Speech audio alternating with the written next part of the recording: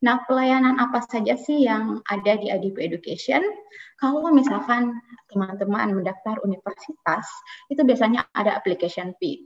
Misalkan di University of New South Wales ataupun di ANU, biasanya application fee itu dibayar kalau misalkan mendaftar sendiri ya, itu senilai 100 Australian dollar. Aplikasinya itu gratis untuk universitas di Australia maupun New Zealand. Kalau misalkan di UK, beberapa university itu masih ada application fee-nya, tapi bisa dibilang sekitar 80-70% udah gratis lah. Kita juga gratis konsultasi pendidikan dan pengurusan LOA.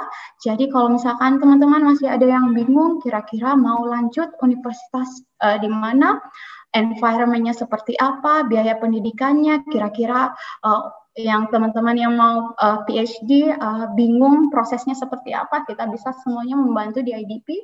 Untuk pengurusan LOA juga kita bisa bantu, baik LOA kondisional ataupun unconditional. Paduan mencari supervisor, nanti saya akan jelaskan, pengurusan visa dan pendamping. Jadi bukan cuma visa teman-teman yang kita bantu di sini, tapi kalau misalkan nih ada pendampingnya, ada keluarganya yang mau ikut, baik hanya sebagai turis visa ataupun sebagai dependent visa yang bawa istri maupun anaknya, kita bisa bantu semuanya di IDP.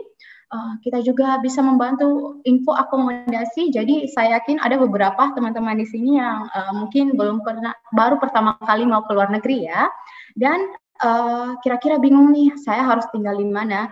Di IDP kita bisa membantu untuk mencarikan akomodasi. Buat teman-teman yang mau tinggal sama orang lokal dengan host family, kita bisa membantu. Atau mau tinggal di apartemen di Australia, kita juga bisa membantu. Dan untuk lanjut ke luar negeri itu ada namanya asuransi kesehatan. Untuk Australia sendiri namanya OSHC. OSHC di IDP, especially for single, itu lebih murah. Dan OSHC ini wajib untuk semua international student nantinya. Nah, kalau misalnya teman-teman juga butuh penjemputan dari universitas, kita bisa nanti melakukan request untuk universitasnya melakukan penjemputan di bandara dan teman-teman bisa diantar ke rumah dengan aman. Jadi nggak usah khawatir kalau misalkan baru pertama kali keluar, semuanya itu bisa diurus di IDP. Seperti yang kita lakukan sekarang, IDP juga punya IELTS coaching clinic ataupun IELTS simulation test, dan biasanya sebelum pandemi ini kita lakukan hampir setiap 3 bulan sekali. Untuk pameran pendidikan sendiri, nanti ada pameran pendidikan untuk Kanada, Ireland, dan UK yang teman-teman bisa ikuti di tanggal 12 Juni nantinya. Kita juga hampir setiap bulan ada pameran pendidikan Australia ataupun New Zealand. Jadi keep up to date IG kami info IDP Makassar, teman-teman bisa cek di situ untuk mengetahui kegiatan atau info-info tentang eventnya IDP. Kita juga menyelenggarakan pre-departure briefing dan menyelenggarakan pre-departure briefing, dan kalau misalkan teman-teman kira-kira sudah menjadi studennya IDP, kita di sini bisa membantu untuk teman-teman menjelaskan kira-kira supaya teman-teman tidak culture shock, apa saja persiapan pembuatan bank, itu semuanya kita bisa bantu di IDP. Ini juga kegiatan kita di IDP yang lain. Nah, untuk proses pendaftaran sekolah ke luar negeri itu prosesnya seperti apa sih? Jadi untuk teman-teman yang ingin kami bantu, cukup bertemu saya ataupun Mbak Eka di sini, konsultan pendidikan di IDP. Lalu teman-teman melengkapi dokumen, nanti saya jelaskan dokumennya apa saja. Lalu kita akan mendaftarkan teman-teman ke universitas di luar negeri sesuai dengan yang teman-teman inginkan, dan itu harus ada dalam list universitas yang bekerja sama dengan IDP. Lalu teman-teman mengikuti IELTS test. Kalau misalkan sudah ada IELTS-nya dan IELTS-nya itu sudah mencapai syarat yang ditentukan, teman-teman akan mendapatkan namanya offer ataupun LOA. LOA ini ada dua, yaitu conditional ataupun unconditional. Kalau misalkan LOA-nya sudah ada, lalu LPDP sudah dari LPDP sudah ada namanya letter of guarantee, teman-teman dari situ kita bisa uruskan visanya. Kalau misalkan di daerah Makassar, kita bisa langsung di Makassar. Kalau misalkan kira-kira teman-teman yang ada di daerah lain juga bisa antara di Makassar, Surabaya, ataupun Jakarta. Untuk UK sendiri harus ke Jakarta ataupun Surabaya. Lalu setelahnya pre-departure briefing untuk menjelaskan kira-kira proses buat survive di luar negeri itu seperti apa. Nah, untuk LOA sendiri, teman-teman untuk ketahui ada dua jenis LOA, yaitu LOA kondisional dan LOA unconditional. Seperti namanya, untuk LOA kondisional sendiri berarti masih ada syarat-syarat yang belum terpenuhi. Nah, untuk apply LOA kondisional itu seperti apa? Jadi yang dibutuhkan untuk LOA kondisional yaitu ijazah, udah itu transkrip, ijazah dan transkripnya juga ditranslate. Beberapa universitas meminta ijazah dan transkrip ini ditranslate oleh official translator. Jadi kalau misalkan official atau office translator itu bisa dari pusat bahasa, dari IDP juga bisa, tapi beberapa universitas juga meminta yang namanya sworn translator. Jadi ada yang namanya penerjemah tersumpah. Lalu kalau misalkan dokumen ini sudah ada, ditambah lagi dengan CV, lalu paspor, itu akan mendapatkan LOA kondisional. Jika nanti sudah ada IELTS dan IELTS-nya mencapai sesuai dengan syarat yang ditentukan, itu akan berubah menjadi LOA unconditional. Untuk teman-teman ketahui, untuk lanjut mendapatkan visa dan mendapatkan letter of enrollment itu membutuhkan LOA unconditional. Jadi nggak bisa hanya dengan menggunakan LOA kondisional saja gitu. Nah, kalau misalkan kira-kira adik-adiknya ada yang mau apply S1 di sini, atau setahu saya sekarang LPDP membuka beasiswa untuk S1 ya. Yang dibutuhkan itu kopi paspor. Sebenarnya gampang sekali untuk S1, tidak ada tes masuk universitas. Yang dibutuhkan hanya paspor, kopi rapor. Kopi rapor pun itu dari 2 semester terakhir saja. Misalkan teman-teman lulus SMA kelas 12, yang dibutuhkan itu cuma kopi rapor kelas 12 semester 1 dan 2, dan itu ditranslate. Lalu IELTS. IELTS sendiri yang dibutuhkan antara 5,5 sampai 6. Untuk teman-teman ketahui, untuk program bachelor degree atau bachelor degree ini ataupun S1 itu untuk mahasiswa, untuk siswa Indonesia ya yang kira-kira lolos dengan kualifikasi SMA itu tidak bisa langsung masuk ke universitas. Biasanya ada 2 sistem, yaitu ikut namanya penyetaraan. Penyetaraannya ini bisa melalui foundation ataupun diploma. Diploma itu seperti mengikuti kegiatan belajar mengajar semester 1 dan semester 2 universitas jadi year 1 di kelas lain. Jadi pelajarannya lebih ringan supaya dia tidak kaget untuk langsung masuk ke universitasnya dan mengikuti proses pendidikan di Australia. Dan ini teman-teman kalau misalkan mau ikut diploma, lulusnya sama seperti mahasiswa lain di Australia yang bisa dibilang local student, di mana teman-teman hanya akan lulus sekitar 3 tahun. Dan biasanya program yang menerima diploma ini yaitu bisnis, IT, itu semuanya bisa ikut diploma. Tapi kalau misalnya teman-teman mau ikut engineering, ataupun mau apply jurusan seperti pilot misalkan, itu mengikuti yang namanya foundation. Foundation ini seperti mengulang pelajaran kelas 12, lalu setelahnya mengikuti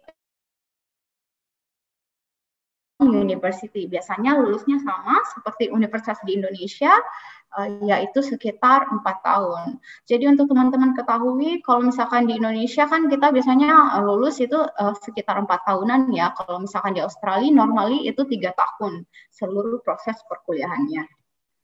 Untuk S2 Yang teman-teman butuhkan di sini bisa cek universitasnya di di LPDP dulu, list-list universitasnya. Kalau misalkan Australia, New Zealand, UK, IDP Makassar bisa membantu.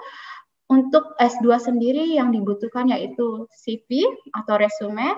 Nanti teman-teman masukkan kualifikasinya itu apa. Kalau misalkan udah punya pekerjaan, bisa ditulis juga di dalam.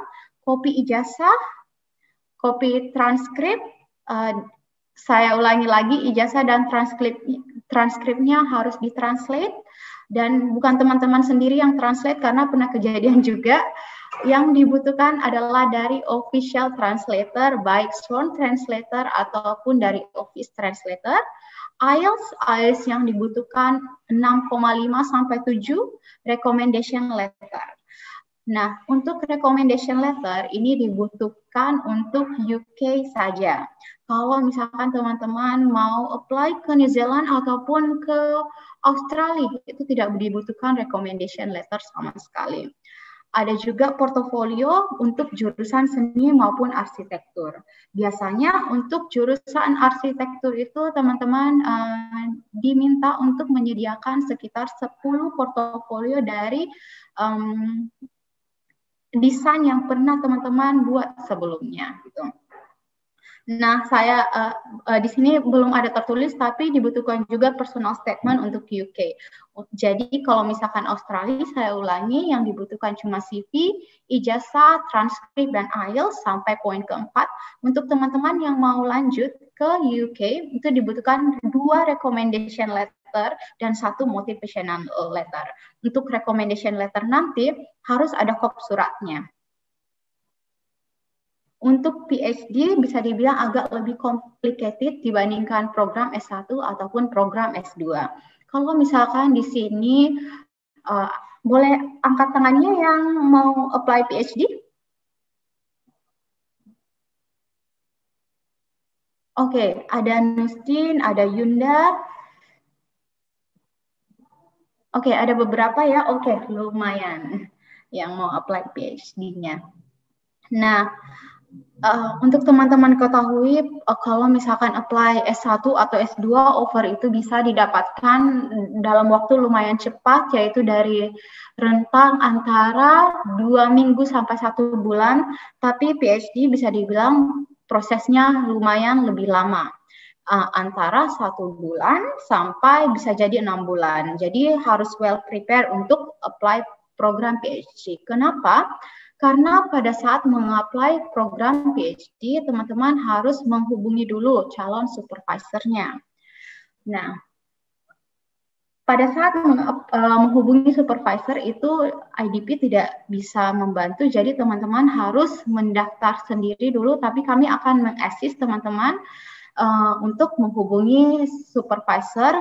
Lalu setelah teman-teman mendapatkan supervisor, disitulah baru kita bisa bantu. Untuk PhD sendiri dibutuhkan CV, kopi ijazah dan transkrip beserta translation-nya, IELTS test.